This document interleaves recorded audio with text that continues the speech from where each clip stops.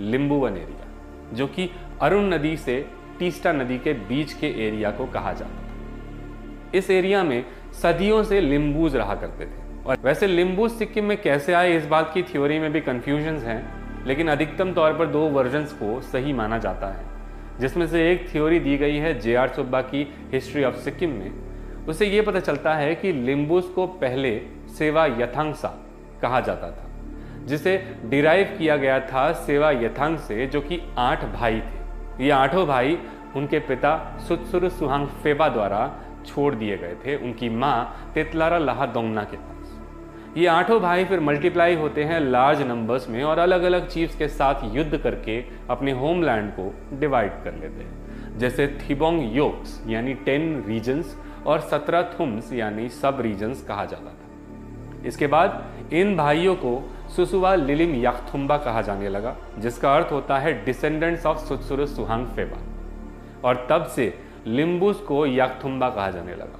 फिर 1774 में नेपाल के गोरखाओं द्वारा इन्हें लिम्बू कहा जाने लगा। इमान सिंह चेम्जोंग का यह भी कहना था कि लिम्बूज 10 भाइयों के डिसेंडेंट्स हैं, और उन 10 भाइयों के साथ 3 स्पिरिचुअल एडवाइजर्स थे, फेजिरी फेदांगमा, सांबाहांग एब्लिहांग सांबा और सुमुंदुम येपमुंदुम। ये 3 लिम्बू प्रीस्ट थे जो मुंदुम गाया करते थे। उन 10 भाइयों में से 5 भाई अपने डिसेंडेंट्स के साथ लिम्बुवन से बनारस की तरफ माइग्रेट हुए और फिर वापस आ गए, जिस वजह से उन्हें काशी थांगबा कहा जाने लगा। और बाकी 5 भाई अपने डिसेंडेंट्स के साथ तिब्बत की तरफ माओरोंग हांग में माइग्रेट हुए और लिम्बुवन वापस आए। इन्हें लासा केउबा कहा जाने लगा। इसके बाद ये 10 भाई अलग अलग जनजातियों के साथ मिक्स होते हैं और एक जगह में सेटल हो जाते हैं, जिसे आम्बे पोचोमा, कामकेत लांगमा, सुमहत लुंगमा कहा जाता था। और इस रीजन के 8 छोटे राजाओं को रूल हुआ करता था, जिनके नाम हैं होंदिंग हांग, येकेटेट हांग, चासबी हांग, लारासो पांगबो हांग, खेसीवा हांग, एकांगसो हांग, खादी हांग और इमे हांग। लिम्बूज इन राजाओं के अधीन में रहते हैं, लेकिन उन्हें काफी ऑप्रेस किया जाता है। इन राजाओं के खिलाफ विरोध करने के लिए सभी लिम्बूज अम्बे पोचोमा में एकत्रित होते हैं और हर लिम्बू ये शपथ लेते हैं कि या तो वो लड़ाई में जीतेंगे या फिर लड़ते लड़ते मरेंगे, और जब तक राजाओं को निकाल नहीं दिया जाता कोई भी युद्ध क्षेत्र से वापस नहीं आएगा। लड़ाई होती है और लिम्बूज की जीत होती है। इस रीजन पर लिम्बूज बाउंड्रीज क्रिएट करते हैं, जो कि नॉर्थ में तिब्बत तक, साउथ में मधेश यानी प्लेन्स, वेस्ट में अरुण नदी और ईस्ट में मेची नदी तक होती है। सभी लिम्बूज मिलकर हर ट्राइब से 10 चीफ चुनते हैं, जिन्हें हांग कहा जाता है। रिसर्च करने पर इन 10 चीफ्स और उनके फोर्ट्स के नाम पता चलते हैं, जो हैं: पहला, सामलुप्ले सांबा हांग, जो कि तंबर खोला में तंबर योक किले से राज करते हैं। दूसरे, सेसेकुम सत्रेनु हांग, जो रूल करते हैं फेदाप पोकलाबुंग योक किले से। अक्लुक हांग, जो रूल करते हैं अतराई और किला होता है पेमाजोंग योक। थिंदोलुंग कोया हांग रूल करते हैं यांगरुप में हस्तापुर योक से। सेसियांग सेरेंग हांग रूल करते हैं मेवा खोला मेरिंगडन योक से। नियासो पापो हांग 5 थर में फेदेन योक से। एमिबू खेवायांग 6 थर में ताकलुक योक से।